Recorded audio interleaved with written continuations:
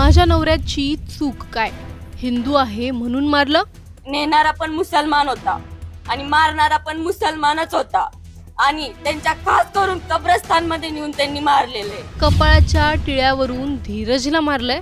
चुकी काय म्हणून तर फक्त भगवा टिळा लावला. हिंदू आहे माझा नवरा, ही चुकी आहे आमची. संग्राम जगताप अक्षय कर्डिलेंच्या आरोपात तथ्य किती? सध्या माध्यमांवर धीरज परदेशी हत्या प्रकरण जोरदार गाजते. धीरजची हत्या ज्या निर्घृणतेने करण्यात आली ती दुर्दैवीच आहे. पण या हत्येच्या मागची पार्श्वभूमी काय आहे? धीरजच्या प्रकरणात खरंच राजकीय रंग देण्याची गरज होती का?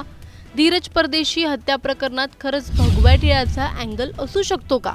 ही हिंदुत्वाची चर्चा नेमकी कुठून सुरू झाली? या प्रकरणी सोशल मीडियावर नेमकी काय टीका होतीये? सर्व जाणून घेणार आहोत या व्हिडिओमधून.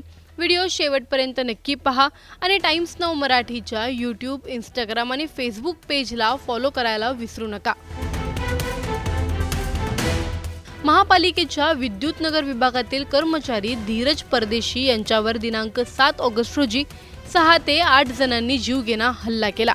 मुकुंदनगरमधील दर्गा दायरा परिसरात हा हल्ला करण्यात आला होता. या हल्ल्यात परदेशी गंभीर जखमी झाले होते. त्यांच्यावर खासगी रुग्णालयात उपचार सुरू होते. मात्र 3 दिवस मृत्यूशी झुंज दिल्यानंतर 9 ऑगस्ट रोजी अखेर त्यांची ही झुंज थांबली. परदेशी यांच्यावर झालेल्या या हल्ल्याच्या निषेधार्थ हिंदुत्ववादी संघटनांनी बंदची हाक दिली होती. त्यानंतर कापड बाजार, गंज बाजार, मोची गल्ली, माळीवाडा, दिल्ली गेट तसेच उपनगरातील बालिकाश्रम रोड, प्रोफेसर कॉलनी चौक, पाईपलाईन रोड या भागात कडकडीत बंद पाळण्यात आला होता. परदेशी यांच्या हत्येवर आमदार संग्राम जगताप यांनी अत्यंत कडक शब्दात प्रतिक्रिया दिली होती. धीरज परदेशी यांच्यावर हा हल्ला पूर्वनियोजित आहे. या गुन्ह्यातील खरा मास्टरमाइंड शोधणं गरजेचं आहे. परदेशी हे लाईट बसवण्यासाठी त्या भागात गेले होते. परदेशींच्या कपाळावर भगवा टिळा असल्यामुळे त्यांची हत्या करण्यात आली असा आरोप संग्राम जगताप यांनी केलाय. धीरज आणि त्याचा मित्र ओंकार याचे मुख्य आरोपीसोबत याआधीही अवैध धंद्यांवरून वाद झाले होते. धीरजने मारामारी केली होती. त्या गुन्ह्यात त्याने कमी वेळासाठी जेलची हवा देखील खाल्ली आहे. पण लगेचच तो जामिनावर बाहेर आला. यानंतर धीरज आणि मुख्य आरोपीमध्ये मटणाच्या दुकानावरून देखील वाद झाला होता. धीरजने तेव्हा देखील हाणामारी केली. त्याच्या तोंडावर लघुशंका केली होती अशी सोशल मीडियावर आणि स्थानिकांमध्ये चर्चा आहे. आणि याच वादाचा आरोपींनी वचपा काढलाय असं म्हटलं जातं. त्यामुळे धीरजची हत्या ही कपाळावरील टिळ्यामुळे झाली की हा कोणता जुना वाद आहे याचा तपास सध्या पोलीस करत आहेत. एका कपाळावरील टिळ्यामुळे एखाद्याचा जीव जाऊ शकतो का? की या हत्येमागे दडलेला जुना वादच खरं कारण आहे? धीरज परदेशींची हत्या खरंच धार्मिक द्वेषातून झाली होती का? की एका जुन्या वैयक्तिक संघर्षाने हा टोकाचं वळण घेतलंय? संग्राम जगताप आणि अक्षय कर्डिलेंनी केलेल्या आरोपांमध्ये किती तथ्य आहे आणि सोशल मीडियावर फिरणाऱ्या दाव्यांमध्ये किती सत्य? एका माणसाचा जीव गेला पण त्याच्या हत्येचं खरं कारण अजूनही पडद्यामागेच आहे का? टिळा पाहून हत्या झाली असा आरोप जर खरा असेल तर हा केवळ धीरज परदेशींचा प्रश्न नाही तर समाजाच्या सुरक्षिततेवरचं हे गंभीर प्रश्नचिन्ह नाहीये का?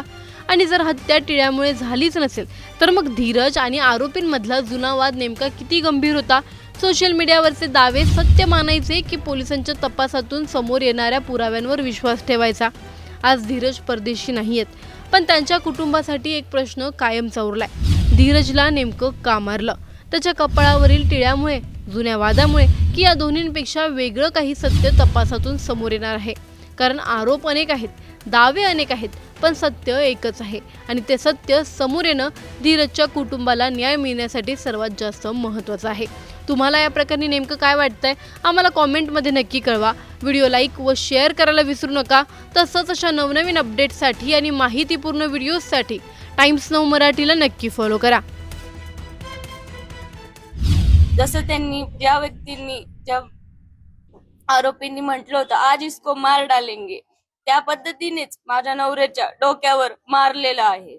नेणारा पण मुसलमान होता आणि मारणारा पण मुसलमानच होता आणि त्यांच्या खास करून कब्रस्तान मध्ये नेऊन त्यांनी मारलेले. माझ्या नवऱ्याला जिथं मारलं माझ्या नवऱ्याची अंत्यविधी मी तिथंच करणार आहे, नाही तर मी माझ्या नवऱ्याची अंत्यविधी करणार नाही. हीच माझी प्रशासनाकडे मागणी आहे आणि माझ्या नवऱ्याची काहीच चुकी नव्हती. चुकी काय म्हणून तर फक्त भगवा टिळा लावला. हिंदू आहे माझा नवरा, ही चुकी आहे आमची. हा, जन्माला आम्ही हिंदू आलो, गर्वाने आम्ही हिंदूच म्हणतो, आणि माझा नवरा कट्टर हिंदू होता, हे मी गर्वाने सांगते आज पण.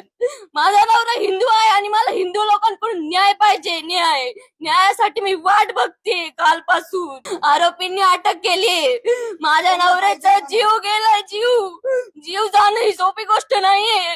आज एका हिंदू व्यक्तीचा जीव जाणं म्हणजे एका बाहुलीचा जीव जाणं आहे का? त्यांच्यासाठी ते फक्त एका बाहुलीचा जीव जाणं आहे, पण आमच्यासाठी तो माणूस होता, हाडामासाचा माणूस. माझ्या नवऱ्याचा जसा जीव गेलाय तसा आरोपींना फाशी मिळालीच पाहिजे. आरोपींना जर फाशी नाही मिळाली तर अजून एक मृतदेह माझा पण मिळेल तुम्हाला कोर्टासमोरच. हीच माझी प्रशासनाला मागणी आहे, कोर्टाला सुद्धा. स्ट्रीट लाईट दुरुस्त करायला गेले, कर्मचाऱ्यावर जीवघेणा हल्ला. लाकडी बांबू, लोखंडी पाईपने मारहाण. धीरज परदेशी गंभीर जखमी.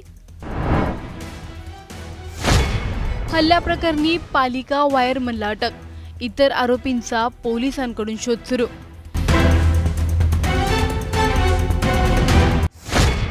दिवसभराच्या कामासाठी घराबाहेर पडलेला एक कर्मचारी. रोजच्या सारखंच काम, पण काही क्षणात परिस्थिती इतकी बदलली की त्याला थेट रुग्णालयात दाखल करण्याची वेळ आली. अहिल्यानगरच्या मुकुंदनगर परिसरात स्ट्रीट लाईटच्या दुरुस्तीचं काम करण्यासाठी गेलेल्या पालिका आणि कंत्राटी कर्मचाऱ्यांवर अचानक हल्ला करण्यात आला. या हल्ल्यात धीरज परदेशी गंभीर जखमी झाले असून त्यांच्यावर खासगी रुग्णालयात उपचार सुरू आहेत. हल्ल्याच्या घटनेनंतर परिसरात तणावाचं वातावरण निर्माण झालं. पोलिसांनी एका आरोपीला अटक केली आणि इतरांचा शोध सुरू आहे. मात्र जखमी धीरज परदेशी यांच्या प्रकृतीबाबत काही अफवा देखील पसरत आहेत. डॉक्टरांनी त्याबद्दल महत्त्वाची माहिती देखील दिली. नेमकं हे प्रकरण काय आहे, त्या दिवशी काय घडलं, डॉक्टर काय सांगतायत, सर्व जाणून घेणार आहोत या व्हिडिओमधून. व्हिडिओ शेवटपर्यंत नक्की पहा आणि टाइम्स नाऊ मराठीच्या यूट्यूब, इंस्टाग्राम आणि फेसबुक पेजला फॉलो करायला विसरू नका. अहिल्यानगरच्या मुकुंदनगर परिसरातील दर्गा दायरा कब्रस्तानजवळ 7 ऑगस्ट रोजी सकाळपासून स्ट्रीट लाईटच्या दुरुस्तीचं काम सुरू होतं. महापालिकेच्या नियंत्रण कक्षाकडे आलेल्या तक्रारीनंतर ई स्मार्ट कंपनीचे कर्मचारी या ठिकाणी पोहोचले होते. कंपनीकडे महापालिकेच्या स्ट्रीट लाईटच्या देखभाल आणि दुरुस्तीचं काम देण्यात आलं आहे. या पथकात अक्षय मुळे, सुपरवायझर अक्षय बोरुडे, हेल्पर धीरज परदेशी आणि काव्या तावरे यांचा समावेश होता. महापालिकेचा वायरमन युनुस शेखही त्यांच्यासोबत उपस्थित होता. सुरुवातीला मेन पॅनलच्या दुरुस्तीचं काम पूर्ण करण्यात आलं. त्यानंतर दर्गा दायरा परिसरातील काही स्ट्रीट लाईट बंद असल्याचं सांगण्यात आलं आणि कर्मचारी त्या लाईटची पाहणी करण्यासाठी पुढे गेले. काम सुरू असतानाच अचानक गोंधळाचा आवाज आला. काहीतरी बिनसलंय हे लक्षात येताच सहकाऱ्यांनी त्या दिशेने धाव घेतली. समोरचं दृश्य पाहून त्यांनाही धक्का बसला. धीरज परदेशी यांना काही जणांनी घेरलं होतं आणि त्यांच्यावर लाकडी बांबू आणि लोखंडी पाईपने मारहाण केली जात होती, असा आरोप फिर्यादीत करण्यात आला आहे. हल्ला इतका गंभीर होता की धीरज यांच्या डोक्यासह शहराच्या इतर भागांवरही दुखापती झाल्या होत्या. फिर्यादीच्या म्हणण्यानुसार हल्लेखोरांकडून धीरज यांना जीवे मारण्याच्या उद्देशाने धमकीवजा शब्द वापरण्यात आले. सहकाऱ्यांनी आरडाओरडा करत हल्लेखोरांना रोखण्याचा प्रयत्न केला, पण परिस्थिती हाताबाहेर जात असल्याचं लक्षात आलं. हल्लेखोर घटनास्थळावरून मोटरसायकल आणि पायी पसार झाले. हल्ल्यानंतर मात्र सहकाऱ्यांसमोर सर्वात मोठा प्रश्न होता, तो म्हणजे धीरज यांना वाचवायचं कसं. गंभीर जखमी अवस्थेत त्यांना तातडीने खासगी रुग्णालयात दाखल करण्यात आलं. त्यांच्या डोक्याला झालेल्या दुखापतीमुळे चिंता वाढली आणि या घटनेची माहिती परिसरात पसरताच वातावरण आणखी तणावपूर्ण झालं. मात्र धीरज परदेशी यांच्या प्रकृतीबाबत पसरत असलेल्या चर्चांवर उपचार करणाऱ्या डॉक्टरांनी स्पष्टीकरण दिलं आहे. डॉक्टर पियुष पाटील यांनी धीरज यांची प्रकृती चिंताजनक असली तरी ती खालावलेली नाहीये, असं स्पष्ट केलं आहे. त्यामुळे नागरिकांनी अफवांवर विश्वास ठेवू नये अशी विनंतीही डॉक्टरांनी केली. म्हणजेच परिस्थिती गंभीर असली तरी सध्या धीरज यांची प्रकृती नियंत्रणात असल्याचं रुग्णालयांकडून सांगण्यात आलं आहे. या प्रकरणी अक्षय मुळे यांनी भिंगार कॅम्प पोलीस ठाण्यात फिर्याद दाखल केली आहे. फिर्यादीत मेहराज असलम सय्यद, सिराज असलम सय्यद, मुस्तकीम असलम सय्यद यांच्यासह अन्य संशयितांची नावं नमूद करण्यात आली आहेत. पोलिसांनी महापालिकेचा वायरमन युनुस शेख याला अटक केली आहे. त्याला न्यायालयात हजर केल्यानंतर न्यायालयाने 3 दिवसांची पोलीस कोठडी सुनावली. दरम्यान या प्रकरणातील इतर संशयित आरोपी अद्याप फरार आहेत. भिंगार कॅम्प पोलीस आणि स्थानिक गुन्हे शाखेची पथकं त्यांचा शोध घेत आहेत. हल्ला अचानक झाला की त्यामागे आधीपासून काही नियोजन होतं? या हल्ल्याचं नेमकं कारण काय आणि दुरुस्तीचं साधं काम करणाऱ्या कर्मचाऱ्यांवर एवढा गंभीर हल्ला का करण्यात आला? या सगळ्या प्रश्नांची उत्तरं आता पोलिसांच्या तपासातून समोर येणार आहेत. घटनेनंतर परिसरात तणाव निर्माण झाल्याने पोलिसांनी ही खबरदारी घेतली आहे. या घटनेचा वापर करून अफवा पसरू नयेत किंवा वातावरण चिघळू नये यासाठी नागरिकांनी संयम ठेवणं गरजेचं आहे. कारण एका हल्ल्याची घटना ही केवळ पोलिसांच्या तपासाची बाब नसते, त्याचा परिणाम पीडिताच्या कुटुंबांवर, सहकाऱ्यांवर आणि संपूर्ण परिसरावर होतं. आज धीरज परदेशी रुग्णालयात उपचार घेत आहेत. त्यांच्या सहकाऱ्यांसाठी हा प्रसंग अजूनही डोळ्यासमोर आहे. रोजच्या कामासाठी बाहेर पडलेल्या माणसाला कामाच्या ठिकाणीच अशा हिंसक प्रसंगाला सामोरं जावं लागणं हीच या घटनेची सर्वात अस्वस्थ करणारी बाजू आहे. आता गरज आहे ती अफवांपेक्षा सत्य समोर येण्याची आणि दोषी असतील त्यांच्यावर कायद्यानुसार कठोर कारवाई होण्याची. आता प्रश्न तुमच्यासाठी आहे. कामाच्या ठिकाणी एखाद्या कर्मचाऱ्यावर अशा प्रकारे हल्ला होणं थांबवण्यासाठी प्रशासनाने आणि पोलिसांनी नेमकी कोणती पावलं उचलायला हवीत? तुमचं मत आम्हाला कमेंटमध्ये नक्की कळवा. व्हिडिओ लाईक व शेअर करायला विसरू नका. तसंच अशा नवनवीन अपडेट्ससाठी आणि माहितीपूर्ण व्हिडिओजसाठी टाइम्स नाऊ मराठीला नक्की फॉलो करा. आज मुकुंदनगर परिसरामध्ये